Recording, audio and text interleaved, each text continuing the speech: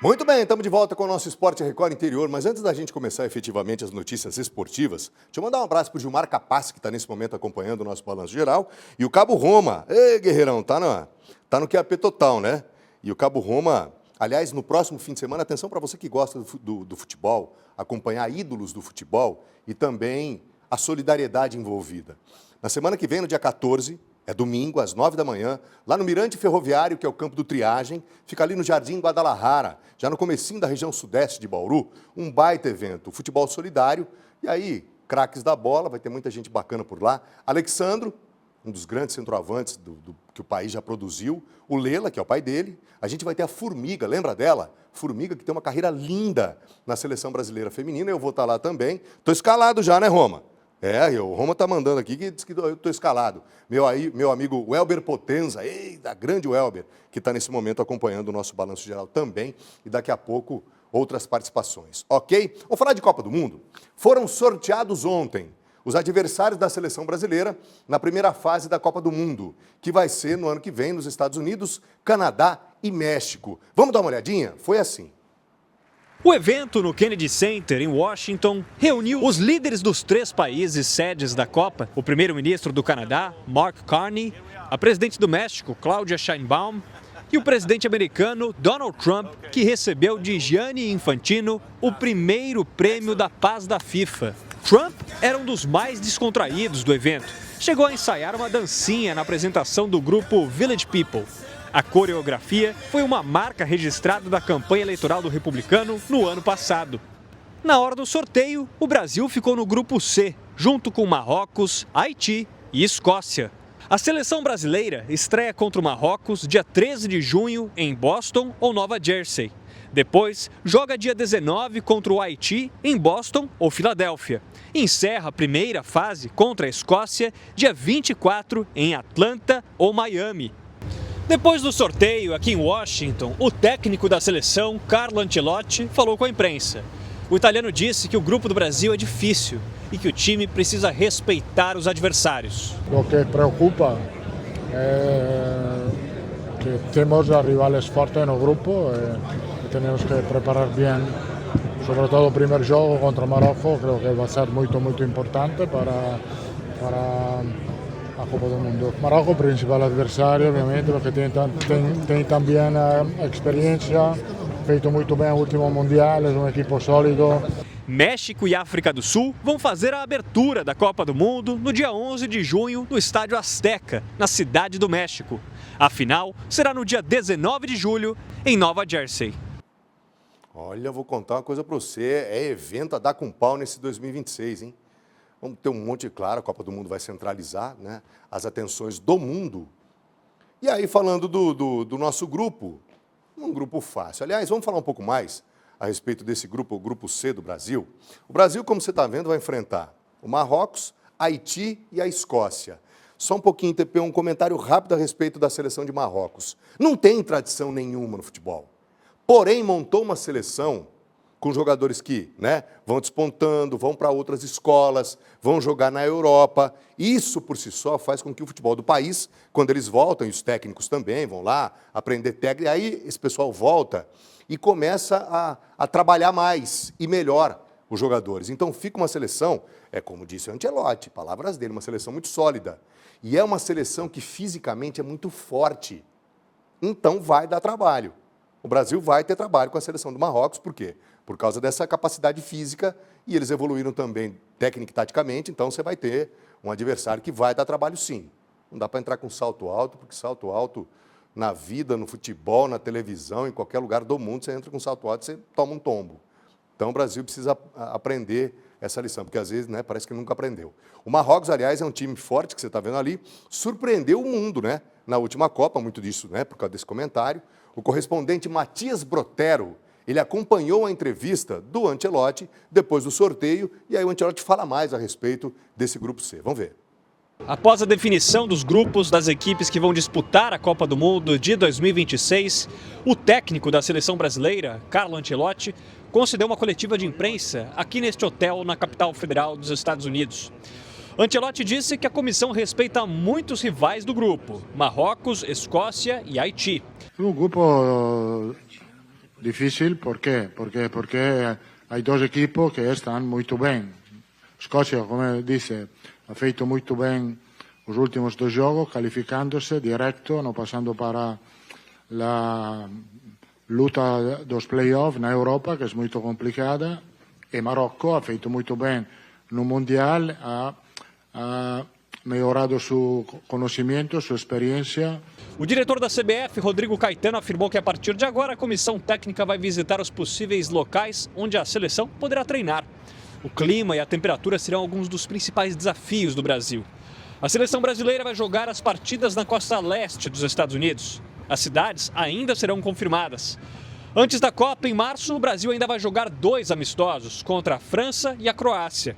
O técnico da seleção reforçou que só vai definir a equipe, inclusive a presença de Neymar, em maio.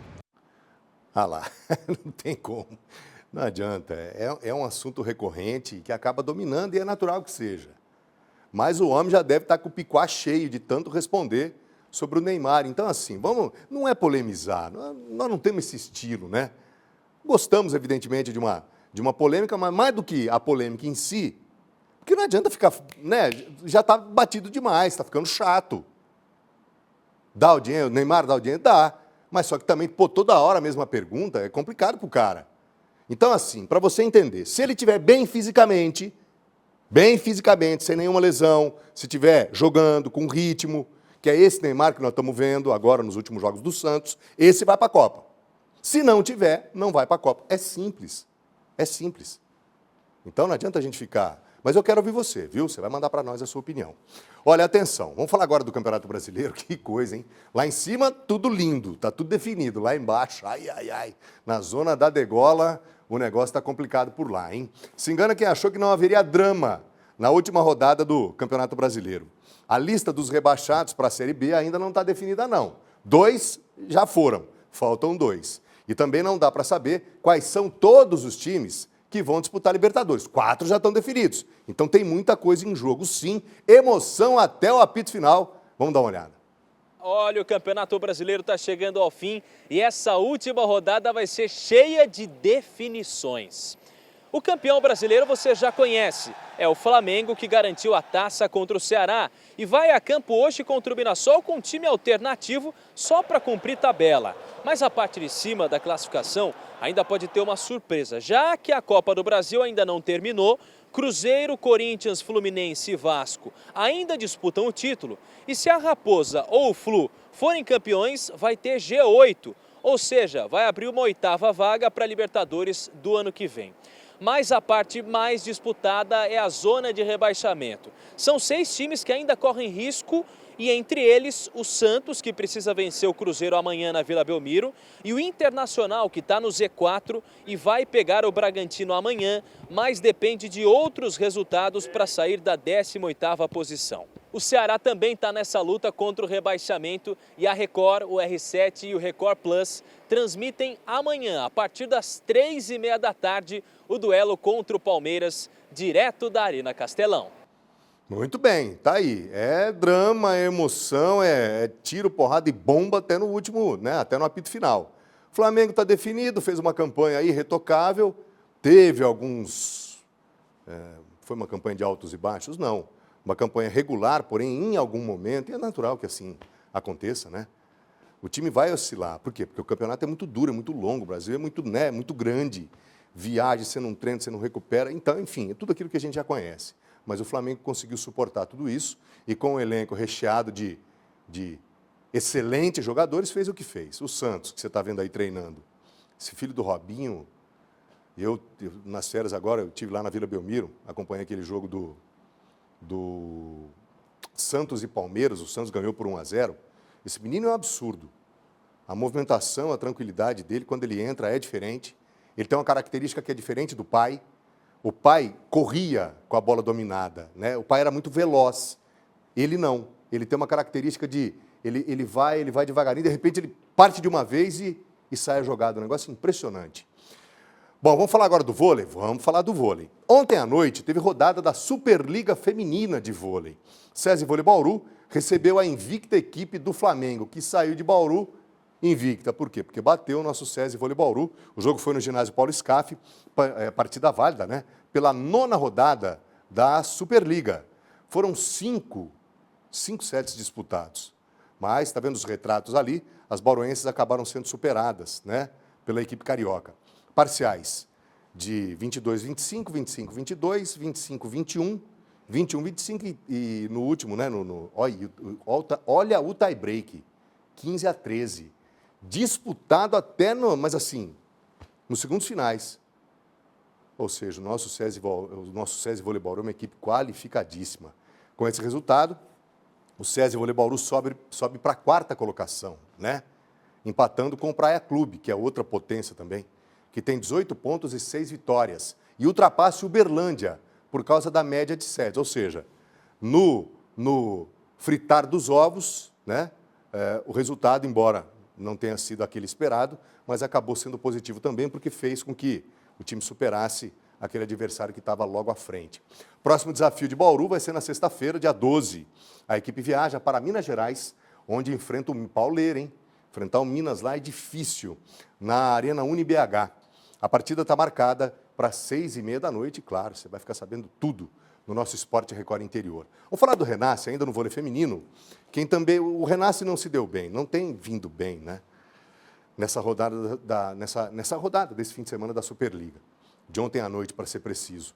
Pois bem, o que aconteceu? Lá no ginásio do SESI, a equipe recebeu o Maringá. Não tinha vencido até aqui e continua sem vencer. As meninas de Sorocaba começaram a partida vencendo, mas o Maringá conseguiu virar e venceu por 3-1. Parciais de 25-20, esse foi o set vencido pelo Renasce, e aí depois 19-25, e aí só o adversário. 17-25 e 18-25.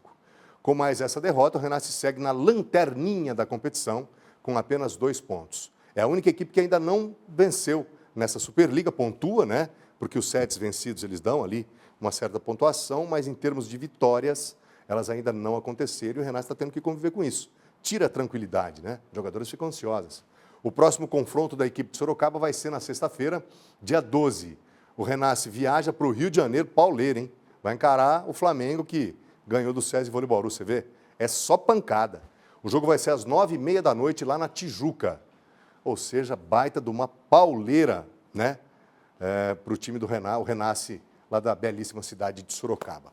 Bom, antes de encerrar esse nosso bloco esportivo, deixa eu te fazer um convite. Amanhã vai ser realizada a primeira caminhada PCD e PET PCD aqui de Bauru. Vai ser das 9h ao meio-dia. O evento rola lá na Avenida Getúlio Vargas, Zona Sul da Cerimides, e o ponto de concentração vai ser em frente à Praça da Copaíba, que é aquela árvore bonitona, né? Que embeleza a avenida. Segundo os organizadores, o objetivo do evento, o evento tem esse objetivo de fortalecer a inclusão e promover a conscientização sobre as diferentes formas de deficiência. A organização pede para que os participantes usem camisetas brancas. Não é obrigatório, mas é por uma questão de identificação. É muito bacana e se você curte, né, a questão da prática esportiva, junto com uma causa social, então vá que vai ser bem legal, tá? É amanhã, a partir das 9 da manhã, ok? Olha, mais uma dica, no bloco anterior eu esqueci. Preciso te dar uma dica bacana que eu esqueci lá do bloco anterior, ó. É essa aí que você está vendo. Dica bacana para esse fim de semana, para você que é da região de Bauru, amanhã, o Parque Vitória Régia, que tem uma decoração linda, linda, linda agora de Natal, recebe pela primeira vez, movimentada Vitória Régia, hein? O projeto cultural Circuito das Artes. Olha que bacana. Programação começou às 9 da manhã e vai até às 6 da noite, com atividades culturais, oficinas e prestação de serviço também. Tudo na faixa no Vascão da Gama, de graça, para todas as idades. Tem oficinas circenses, pintura facial, ciranda de roda, ó, né, remete à infância. Brincadeiras com bolhas de sabão, a criançada vai adorar. Peão, ó peão, o bom e velho e... Isso não acaba nunca. Brincadeira gostosa de criança. Desenhos para colorir, entre tantas outras atrações. Também vai ter a exibição de curtas-metragens nos intervalos dessa programação. E muita prestação de serviço também, como aferição de pressão, avaliação nutricional, avaliação física, atividades corporais e no palco muitas atrações, hein? Tem dança, tem peça, tem capoeira, tem música. Ah, olha essa aqui, ó, a criançada vai curtir. Tem pipoca, algodão doce e brinquedos infláveis. tudo gratuito para a população, tá? Para acompanhar a programação completa do evento, basta você acessar esse Instagram, que é, vamos colocar ali, olha que esse perfecto, turma, podia um Instagram mais fácil, né? Mais memorável. @perfecto, e aí você tem _projetos. Vamos lá de novo. Então, você quer saber mais? @perfecto com 2 T's, _projetos. Mas se você quiser saber mesmo, vá até lá. Porque o Instagram, olha, turma, mais facinho, né? Memorável, senão as pessoas não entram. Pois bem, enfim, o evento oferece também estrutura com o que mesmo, Tapê? Oferece estrutura com intérpretes de Libras e recursos voltados às pessoas com deficiência, para que realmente todos, sem exceção, possam participar. Então, reforçando, mais uma vez, é nesse domingo às 9 da manhã, 6 da noite, no Parque Vitória Régia, aqui em Bauru, que fica lá na Avenida Nações Unidas, na quadra 25, número 25. Quadra 25 da Nações é mais fácil, tá? No Jardim Brasil. Com essas imagens bacanas que você está vendo, a atração cultural é bonito sempre. E uma turma, você viu uma turma que dança ali, né? Parece que a moça ali era feita de borracha. Com essas imagens, nós vamos para um rápido intervalo, voltamos já. É um instante só.